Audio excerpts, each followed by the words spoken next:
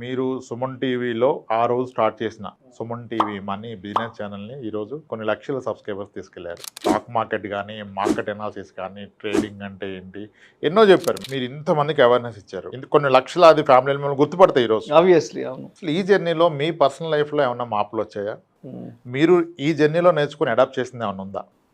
అంటే నేను కూడా కంప్లీట్గా ఒక ఫైనాన్షియల్ అవేర్నెస్ జనాలకి ఇస్తూ పబ్లిక్ ని ఎడ్యుకేట్ చేయడమే కాదు, ఫస్ట్ మనం ఎడ్యుకేట్ అవ్వాలి, మనం కూడా కొన్ని ఇన్వెస్ట్మెంట్ స్టార్ట్ చేసుకోవాలి. మనకి ఒక పర్సనల్ ఎక్స్పీరియన్స్ వస్తుంది. ఆ పర్సనల్ ఎక్స్పీరియన్స్ వస్తేనే నా దగ్గరకు వచ్చే ఎంతోమంది ఎక్స్పర్ట్స్ తో నేను మాట్లాడగలను, ప్రేక్షకుల మనిషిగా నేను ఇక్కడ కూర్చొని ప్రేక్షకుల తరపున అడగగలను అని నేను ఫస్ట్ అనుకున్నాను. ఒక ఇన్వెస్ట్మెంట్ చేస్తేనే దాంట్లో ఉన్న లోటుపాట్లు, దాంట్లో ఉన్న లాభ నష్టాలు, దాంట్లో ఉన్న ఇబ్బందులు మనకి తెలిసి వస్తేనే మీలాంటి ఎక్స్పర్ట్స్తో నేను మీకు తగ్గట్టుగా మీ స్థాయిలో నేను మాట్లాడగలను.